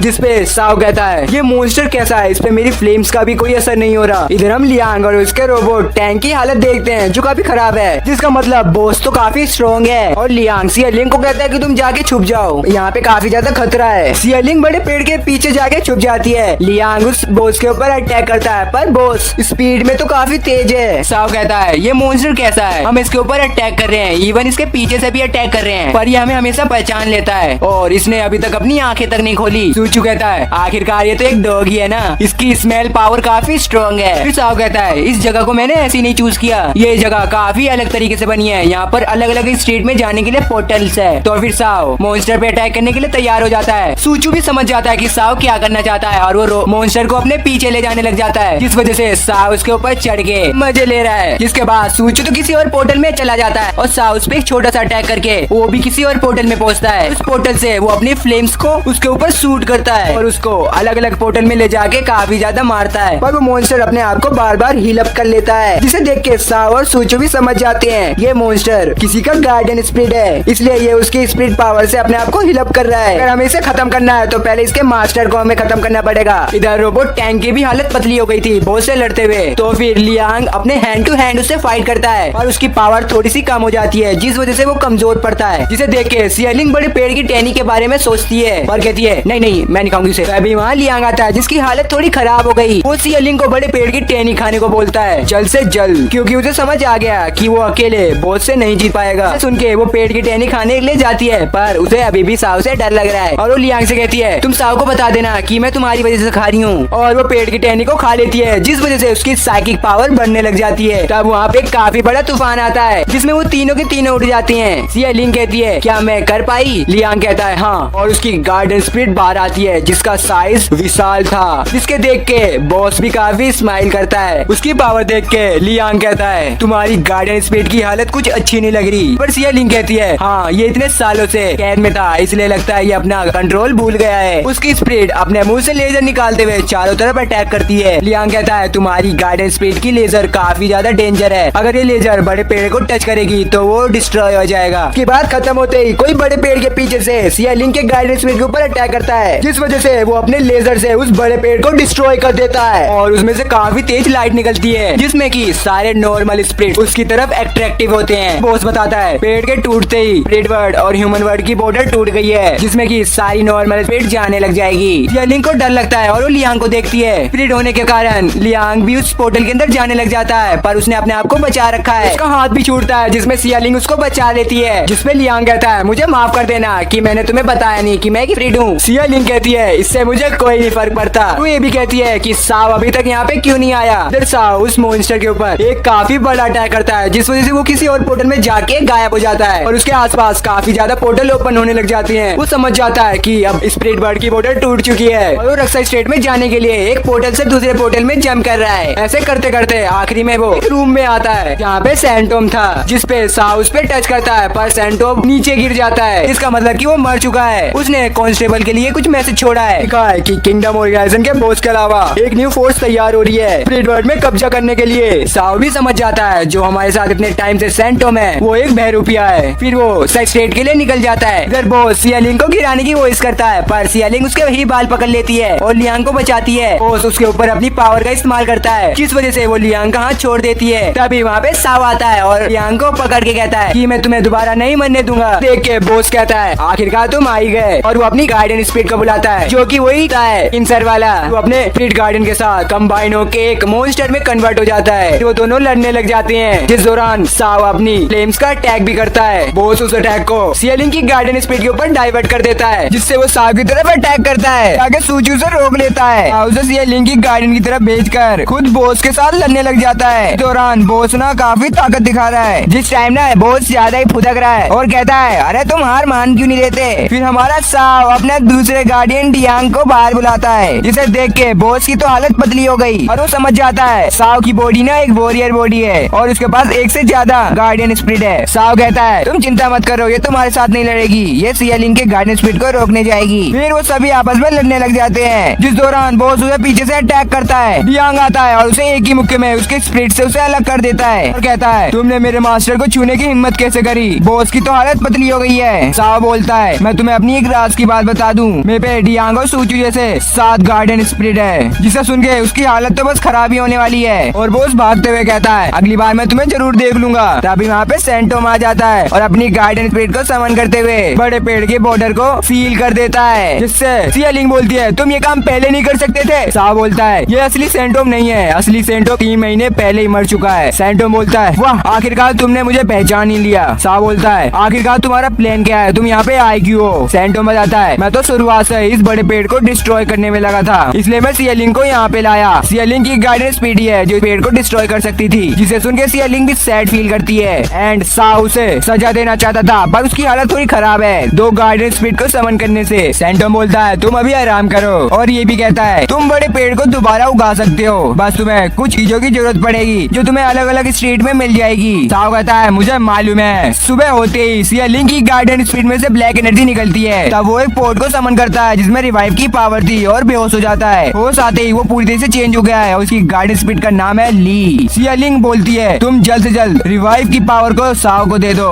गार्डियन स्पिरिट बताता है इस पावर को मैंने कुछ साल पहले ही किसी और को दे दिया है। इसके बाद सैंटोम भी वहाँ से चला जाता है। वो साव से कहती है मुझे माफ कर देना, ये सब तो मेरी वजह से हुआ है। लियांग बोलता है कोई नहीं, ये तो किसी और की चाल थी, पर अब अच्छा है कि किंगडम ऑर्गेनाइजेशन तुम्हारे पीछे नहीं पड़ेगी, तुम्हारी गार्डियन स्पिरिट के पास रिवाइव करने की पावर नहीं है। एंड सियालिंग कहती है मैं तुम्हारे साथ हूँ उस बड़े पे अगले दिन सियालिंग तो तैयार है और वो बड़े पेड़ को उगाने के लिए कुछ रेयर पार्ट्स को इकट्ठा करेगी जो कि अलग अलग स्ट्रीट में मिलेंगे। लियांग बताता है कि उसे बाकी की स्ट्रीट में चलकर जाना पड़ेगा। बड़े पेड़ के डिस्ट्रॉय होते ही सारे पोर्टल अपने आप ही बंद हो गए, जिसे सुन के सियालिंग कहती है चलो छोड़ो, हम इसे कैंसिल करते हैं, मैं अपने घर जाऊंगी ह्यूमन वर्ल्ड में। तब साव वहाँ पे आके कहता है ऐसा भी नहीं हो सकता, सारे पोर्टल बंद हुए हैं तो ह्यूमन वर्ल्ड का भी पोर्टल बंद हो चुका है। और वो साथ में ये भी बताता है कि मैं भी तुम्हारे साथ पेड़ को ठीक करने के लिए आ रहा हूँ। सियालिंग उसके कपड़ों के बारे में पूछती है। साव बोलता है ये कपड़े ना मेरी गार्डन स्पिरिट ने मुझे दिए हैं, इससे मैं कई सारे अटैक से बच सकता हूँ। अगर तुम्हें भी ज्यादा समय तक जिंदा रहना है तो तुम भी अपनी गार्डन स्पिरिट से मंगवा लो। तब उसकी गार्डन स्पिरिट उसे कपड़े देती है, पर इस प्रोसेस में दोनों भाई कुछ और ही देख लेते हैं। वाओ क्या बॉडी है। और सीन चेंज होता है जहाँ पे साव अपने भाई को कहता है कि अब से तुम्हें ही रक्षा स्टेट का ध्यान रखना पड़ेगा। मैं जानता था कि तुम्हारा एक सपना है कि तुम रक्षा स्टेट के जनरल बनो।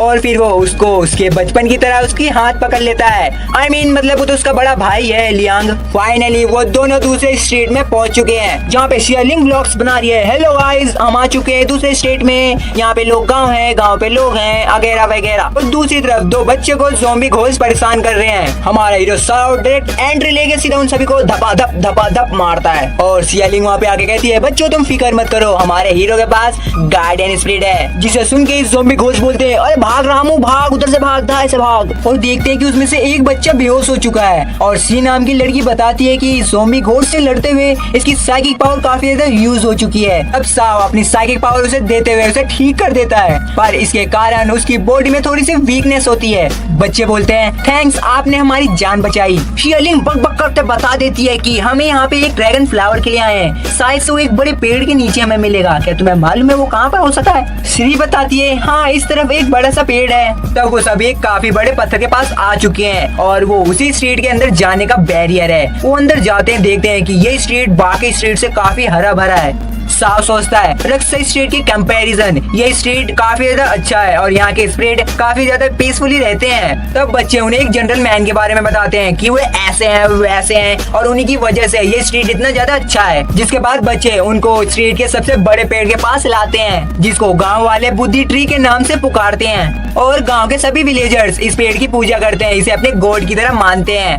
साव जब उस बड़े पेड़ के पास जाता है और उसे टच करता है तो उसे उसके अंदर काफी ज्यादा मैजिकल पावर महसूस हुई। मतलब कि वो जो ड्रैगन फ्लावर लेने के लिए आए वो पेड़ के अंदर है। एंड वहाँ पे जनरल मैन भी आते हैं जो साव को देख के पता कर लेते हैं कि वो रक्षा स्टेट के जनरल है। उनको ये भी मालूम है कि रक्षा स्टेट का बड़ा पेड़ डिस्ट्रॉय हो चुका है, तुम दोनों यहाँ से चले जाओ, मुझे मालूम है तुम यहाँ पे ड्रैगन फ्लावर के लिए आए हो। सियालिंग उन्हें समझाती भी है कि रक्षा स्टेट में जो भी हुआ वो बस एक एक्सीडेंट था। साव कहता है अगर हम यहाँ से न जाए तो उन दोनों के बीच में लड़ाई होती है। उससे पहले सियालिंग साव को समझाती है और श्री जनरल मैन को। सियालिंग बोलती है कि अभी यहाँ पे सिचुएशन गर्म हो चुकी है तो हमें यहाँ से निकलना चाहिए। पहले तो साव मना कर देता है, फिर वो मान जाता है एंड वो दोनों आगे बढ़ जाते हैं। तभी उनके सामने एक काफी बड़ा महल अपने आप चल के आ रहा है जिसमें बड़े बड़े मॉन्स्टर से खींच रहे हैं। उसके बाद ही स्पीड सोल्जर उन्हें चारों तरफ से घेर लेते हैं। तब उसमें से दो मॉन्स्टर निकलते हैं, पहला तो रेड बॉडी और दूसरा सीली।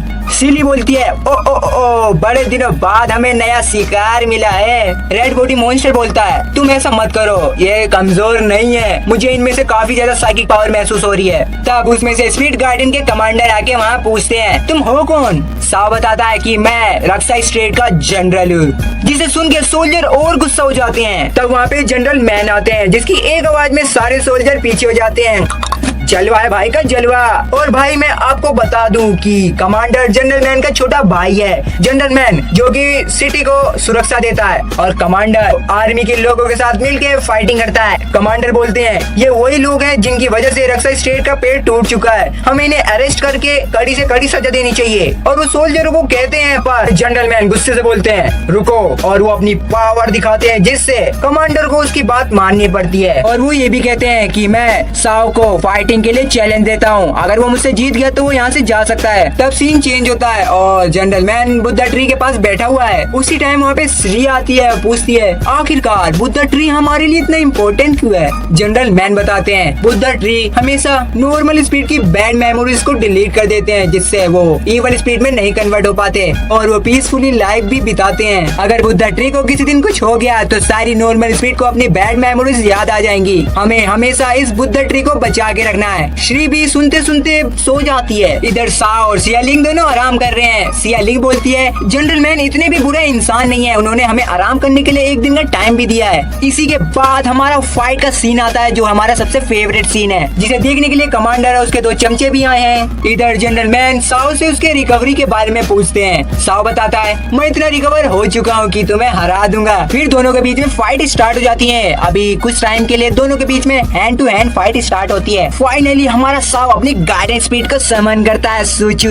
भाई लोग आप जरूर से जरूर कमेंट बॉक्स में बताना कि सूचू की पावर कैसी है। साओ बोलता है, चलो अब बहुत हो गई बॉडी टू बॉडी फाइट, अब होगी स्पिरिचुअल फाइट, जिसे देखते हुए जनरल मैन भी अपनी गाइडेंस स्पीड लिंगमिंग को भी बाहर बुला लेते हैं। Yo yo I am a monkey king, किकी किकी किकी किकी, और लिंगमिंग सबसे पहले अपना अटैक करता है। और इधर साओ बोलता है, लिंगमिंग के पास चाहे जितनी ज्यादा स्पीड हो, पर सूचू के पास स्ट्रेंथ है। और इधर सूचू लिंगमिंग के हर एक अटैक को अपनी स्ट्रेंथ से रोक रहा है, जिसे देख के जनरल मैन भी एग्री करते हैं। हाँ, सूचू की स्ट्रेंथ लिंगमिंग से ज्यादा है। कुछ टाइम फाइट करने के बाद लिंगमिंग अपने असली रूप में आता है। वो मंकी की तरह उछल कूद करते हुए सूचू को काफी ज्यादा डिस्ट्रॉय कर रहा है, जिससे वो सूचू पे एक अटैक करता है। एंड टाइम पे साओ आके उस अटैक को ब्लॉक करता है और सीधा जनरल मैन पे अटैक करता है। पर जनरल मैन के पास भी अर्थ की पावर थी, जिससे दोनों के बीच में काफी ज्यादा फाइट होती है। साओ की फ्लेम को जनरल मैन अपनी अर्थ की पावर से बार बार ब्लॉक कर रहे हैं। दूसरी तरफ जनरल मैन के दोस्त जो कि उनका इंतजार कर रहे हैं, उन्हें जनरल मैन की फाइट की आवाज आती है। वो कहते हैं, लगता है इस बार जनरल मैन को काफी स्ट्रॉन्ग अपोनेंट मिला है, तो लगता है टाइम लगने वाला है उन्हें। जनरल मैन जो कि साओ की कैनल फ्लेम को अपने अर्थ की पावर से रोक रहे हैं, जिसके बाद ही वो अपनी अर्थ की पावर की मदद से एक काफी बड़ा स्टोन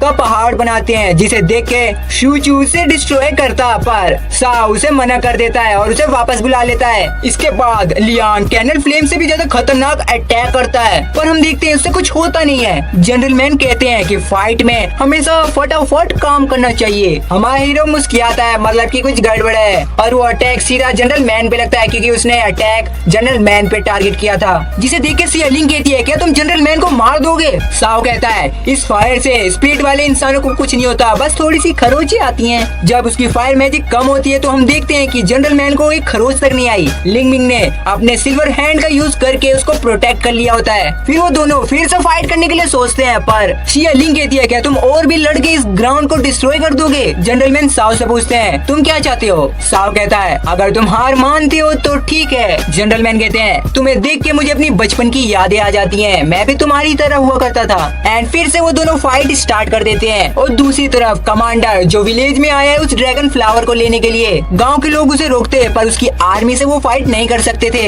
एक आदमी दूसरे पर्सन को कहता है कि जाओ पहले जनरल मैन को इन्फॉर्म करो, हाँ मुझे महसूस हो रही है इसके अंदर की पावर। फिर कमांडर का असिस्टेंट जो अपने मैजिक का यूज करके उसके पेड़ के अंदर जाने का एक पोर्टल ओपन करते हैं, जिसके थ्रू कमांडर पेड़ के अंदर चला जाता है। रेड बॉडी मॉन्स्टर बताता है, कमांडर यही चाहता है कि ये सारे विलेजर्स इवल स्पीड में कन्वर्ट हो जाएं। भाई मैं आपको बता दूं, अगर ये बुद्धा ट्री के अंदर का ड्रैगन फ्लावर बाहर आ गया तो सभी स्पीड की बैड मेमोरीज उसके पास आ जाएंगी और वो इवल स्पीड में कन्वर्ट होने लग जाएंगे। फिर कमांडर उस ड्रैगन फ्लावर को ले लेते हैं। ड्रैगन फ्लावर के न होने से सारा पेड़ सूखने लग जाता है और उसमें आग भी लग जाती है। इधर लिंगमिंग को भी पता चल चुका है कि बुद्धा ट्री के साथ कुछ हुआ है और वो लड़ाई छोड़कर जनरल मैन के साथ वहाँ से निकल आता है। इस तरफ गांव वाले पेड़ पे पानी डाल रहे हैं, उसे बुझा रहे हैं, पर पेड़ अब पूरी तरीके से जल चुका है, जिसके कारण सारी गांव वालों को अपनी बैड मेमोरीज याद आती है और वो इवल स्पीड में कन्वर्ट हो जाते हैं। कमांडर अपनी आर्मी को सारी गांव की इवल स्पीड को मारने का ऑर्डर देकर वहाँ से चला जाता है और वो सभी इवल स्पीड को मारने लग जाती हैं। और इधर श्री और उसका दोस्त दोनों एक कमरे में छुपे हुए हैं, पर वहाँ पे वो सोल्जर आ जाते हैं, पर वो पकड़े जाते हैं उससे पहले वहाँ से खिड़की से निकल जाते हैं। वो दोनों बाहर का नजारा देख के काफी हैरान होते हैं। सोल्जर जो गांव के हर किसी को मारे जा रहे हैं, वो दोनों भागते हैं, पर भागते हुए उसके दोस्त को उसकी माँ की याद आ जाती है कि वो कैसे मरी थी, जिससे वो भी इवल स्पीड में कन्वर्ट होने लग जाता है। पर श्री वहाँ से नहीं भागती, उसका दोस्त उसे खत्म करता उससे पहले सोल्जर आके उसके दोस्त को हमेशा हमेशा के लिए खत्म कर देते हैं। दूसरी तरफ लिंगमिंग के साथ जनरल मैन गांव के बाहर आ चुके हैं। उनके पीछे पीछे साओ और सिया लिंग भी आते हैं और वो सभी गांव की हालत देख के हैरान होते हैं। बुद्धा ट्री के साथ साथ पूरा गांव जल रहा है। इसके बाद जनरल मैन जब गांव में जाता है तो उसे एक भी स्पिरिट नहीं दिख रही, तभी उस पे एक इवल स्पिरिट अटैक करती है। जनरल मैन उसे खत्म करता, पर वो उसका दोस्त है जिसके साथ वो हर रोज चाय पिया करता था। वो उसे देख के काफी सैड करता है, पर उसके पास और कोई रास्ता नहीं है। फिर वो अपने दोस्त को खत्म कर देता है। दोस्त तुम्हारी आत्मा को शांति मिले। फिर वो उसी जगह बैठता है जहाँ पे वो अपने दोस्त के साथ चाय पिया करता था और उसके दोस्त ने उसके लिए चाय भी बना के रखी हुई है और वो अपने दोस्त की आखिरी चाय पी लेता है। फिर जनरल मैन के पास कई सारी इवल स्पिरिट आने लग जाती हैं। वो सभी लोग अटैक करते हैं। उससे पहले जनरल मैन अपने दिल पे पत्थर रखे उन सभी को मार देता है, जिस वजह से वो पूरा एरिया सुनसान हो जाता है। वहाँ पे कोई भी नॉर्मल स्पिरिट नहीं होती। और इस तरफ सिया लिंग और साओ जलते हुए बुद्धा ट्री के पास आते हैं जहाँ पे जनरल मैन इवल स्पिरिट को खत्म करे जा रहे हैं। तभी उन पे एक इवल स्पिरिट अटैक करती है। फिर साओ उसे पकड़ लेता है। जब कोई नॉर्मल स्पिरिट इवल स्पिरिट में कन्वर्ट हो जाते हैं तो इम्पॉसिबल है उन्हें नॉर्मल स्पिरिट में लाना। एंड फिर वो उसे फायर फ्लेम से डिस्ट्रॉय कर देता है। फिर वो फ्लेम्स का यूज करके बुद्धा ट्री के आसपास सारी इवल स्पिरिट को डिस्ट्रॉय कर देता है ताकि जनरल मैन को उन्हें खत्म करने में और तकलीफ ना हो। ये सारी चीजें कांस्टेबल देख रही होती हैं। उन्हें इतना भरोसा था कि इतना सब होने के बाद जनरल मैन चुप नहीं रहने वाला, इसलिए वो लोग हीरोज खोल के एक वॉरियर को ये सब संभालने के लिए कहते हैं। साथ में ही उसे रक्षा स्टेट के बड़े पेड़ के बारे में भी पता करना है। तब सीन चेंज होता है। सिया लिंग को जनरल मैन की चिंता हो रही है कि वो काफी टाइम से एक जगह बैठे हुए हैं। सा बोलता है रहने दो, अभी उसे रिकवरी के लिए थोड़ा सा टाइम चाहिए। एंड वो जनरल मैन से बोलते हैं कि हमें रिवेंज लेना चाहिए। फिर जनरल मैन वहाँ से उठकर कहीं जाने लग जाते हैं, मतलब कि अब वो कमांडर से बदला लेंगे। इधर कमांडर का चलता फिरता घर अपनी सही जगह पहुँच चुका है और कमांडर को काफी ज्यादा गुस्सा आ रहा है क्योंकि उसे बुद्धा ट्री में से आधा ड्रैगन फ्लावर मिला है। तब एक सोल्जर आके बताता है कि जनरल मैन इसी तरफ आ रहा है, जिसे सुन के कमांडर बोलते हैं जाओ तुम उसके स्वागत की तैयारी करो। सारे सोल्जर वेपन लेके तैयार हो चुके हैं। फिर जनरल मैन मेन गेट को सिल्वर हैंड की मदद से डिस्ट्रॉय करके अंदर आ जाते हैं। इसे देख के सबकी हालत बदली हो चुकी है, पर वो डरते डरते उस पे अटैक स्टार्ट कर देते हैं। उनकी ये बेवकूफी काफी बेकार है। जनरल मैन अपने सिल्वर हैंड की मदद से उनके सारे डिवाइसेस को बम चिक फोड़ देते हैं। जनरल मैन कहते हैं मुझे सिर्फ और सिर्फ कमांडर से काम है, तो यहाँ से तुम जल्द से जल्द रास्ता खाली कर दो। पर कोई भी उनकी बात नहीं सुनता। तो फिर क्या, उन सभी को मजा छकाने के लिए वो कूद जाता है मैदान में। वो अकेले उन सभी को फेंकते फेंकते आगे बढ़ते हैं। दूसरी तरफ सिया लिंग साओ को जनरल मैन की मदद करने के लिए कहती है। साओ वहाँ पे छुपे हुए दो गार्ड को पकड़ लेता है जो उनकी जासूसी कर रहे हैं। आखिरकार यहाँ पे क्या चल रहा है? तो शीली नाम की मॉन्स्टर जनरल मैन को देखकर कहती है आखिरकार ये अकेले कब तक टिक पाएगा। तभी महल के दूसरी साइड काफी बड़ा धमाका होता है। फाइनली हमारा हीरो साओ आ चुका है। धमाके को देख के सिया लिंग कहती है जब भी तुम धमाका करने वाले हो तो मुझे बता तो दिया करो। फिर वो शीली से पूछता है कि जनरल मैन कहाँ पर है। शीली बोलती है कि वो अभी लड़ने में बिजी है और वो अपने वेपन से अटैक कर देती है, मगर साओ काफी आसानी से उस अटैक को रोक देता है। जिस पर शीली बोलती है वाओ तुम तो स्ट्रॉन्ग लग रहे हो। फिर उन दोनों के बीच में फाइट होती है जिसपे साओ उसे अच्छे से मजा सिखाता है और फिर वो अपनी बॉडी में से काफी ज्यादा चैन निकाल लेती है और फिर वो साओ को उससे पकड़ लेती है और कहती है आज तक मेरी चैन से कोई भी नहीं बच पाया। साओ तो उसके इस घमंड को चूर चूर कर देता है। हुर्रे बल्ले बल्ले मैं तो बाहर निकल गया। जिसे देख उसे काफी गुस्सा आता है और वो अपने मॉन्स्टर रूप में आ जाती है स्कॉर्पियो बॉडी। साओ कहता है मैं इससे अपनी इस बॉडी से नहीं लड़ पाऊंगा और वो अपनी दोनों गार्डियन सूचू और डियान को बाहर बुला लेता है। साओ बोलता है जाओ तुम्हारा आज का डिनर तैयार है। सूचू और डियान उसपे काफी अच्छे से अटैक करते हैं, पर कुछ टाइम बाद वो उसपे हावी होने लग जाती है। जिसे देख सिया लिंग कहती है लगता है अब मेरी बारी आ गई और वो अपनी गार्डियन स्पिरिट को बुलाने वाला जेस्टर ट्राई करती है, पर उसका तो बल्ले बल्ले हो गई। आई नहीं उसकी गार्डियन स्पिरिट। तब उसकी गार्डियन स्पिरिट बोलती है पिछली बार तो तुम मुझे पेड़ की टहनी खाने के बाद बुला पाई, पर अब इस बार तुम्हारे बॉडी के अंदर इतनी साइकिक पावर नहीं है कि मुझे बुला पाओ। तब सिया लिंग कहती है कि मैं अभी भी यूजलेस हूँ और दूसरे के भरोसे रहती हूँ। जिसे देख उसकी गार्डियन स्पिरिट ली ह्यूमन स्पिरिट लेवल के बारे में बताती है, इससे मैं अपनी कॉन्शियसनेस तुम्हारी बॉडी में ट्रांसफर कर पाऊंगा, पर इस प्रोसेस में काफी दर्द होता है। सिया लिंग कहती है नहीं नहीं कोई बात नहीं, मैं दर्द सह लूंगी, पर प्रोसेस स्टार्ट होते ही उसकी हालत पतली हो जाती है। सिया लिंग कहती है साओ के पास तो दो गार्डियन स्पिरिट है, वो कैसे खड़ा है? पर उसे क्या पता, हीरो कभी अपनी कमजोरियों को दिखाते नहीं है। ली उस प्रोसेस को बंद करने ही वाला था, मगर सिया लिंग उसे मना कर देती है। इधर फाइट करते हुए डियांग बोलता है हमें मास्टर को ज्यादा देर इंतजार नहीं करवाना, इसे जल्दी निपटाते हैं। फिर शूचू काफी बड़ा अटैक करता है और शीली सीधा जमीन के अंदर। फिर वो मक्खी बन के वहाँ से रघु चक्कर होने की कोशिश करती है, पर शूचू उसे उसी के वेपन से पकड़ कर कहता है मास्टर अब हम इसका क्या करें? शाओ बोलता है फिश फिश। तब शूचू उसे ऊपर वाले की गली दिखा देता है। इधर जनरल मैन भी आगे बढ़ते जा रहे हैं और उनके पीछे लिंग मिंग भी बढ़ रहा है कि मास्टर आगे बढ़ो हम तुम्हारे पीछे हैं। साथ के साथ साओ भी अपनी गाइड स्पीड के साथ आगे बढ़ता है। अगले सीन में हमें महल का सीन दिखाया जाता है जहाँ पे कुछ लोग जनरल मैन से लड़ने के लिए मना करते हैं। उन सोल्जरों का मानना था कि उन्होंने विलेजर्स के लोगों के साथ काफी बुरा किया है, इसीलिए जनरल मैन उन सभी सभी का बदला ले रहे हैं। तब कमांडर उन सभी को जनरल मैन का साथ देने के लिए मारने का ऑर्डर दे देते हैं। जब जनरल मैन दूसरा गेट ओपन करके अंदर आता है, उस सामने का नजारा देख के काफी हैरान होते हैं। जनरल मैन के साथ देने वालों को रस्सी से वहाँ टांग दिया है, जिसके थोड़ी देर बाद कमांडर के ऑर्डर पे उन सभी को तीर से स्वर्ग लोक की ओर भेज देते हैं। अब तो जनरल मैन को और भी गुस्सा आ चुका है और फिर वो अपने अर्थ मैजिक का यूज करके उन सभी सोल्जरों को लगातार टिचुक मारते जाते हैं और सूची और डियांग दोनों ही जोश में आके सबको डिस्ट्रॉय करने लग जाते हैं। इधर जनरल मैन पत्थरों की मदद से एक काफी बड़ा ड्रैगन बनाते हैं और फिर उसके साथ महल के अंदर जाते हैं जहाँ पे कमांडर बैठा हुआ है। ये सब देख के कमांडर हंसता है। तभी अचानक से जनरल मैन का ड्रैगन टूट जाता है। उसके सामने ही श्री बंदी हुई होती है। कमांडर ने जनरल मैन को रोकने के लिए श्री को बंदी बनाया हुआ है। भाई लोग पार्ट 3 अब खत्म हो चुका है। अगर अच्छा लगे तो प्लीज सब्सक्राइब एंड लाइक कर देना। इसी के साथ आपको नेक्स्ट पार्ट आपकी स्क्रीन में दिख रहा होगा, प्लीज क्लिक करके वॉच कर लें। Remember years ago, someone told me I should take caution when it comes to love. I did. You were strong and I was not. My illusion, my mistake. I was careless, I forgot.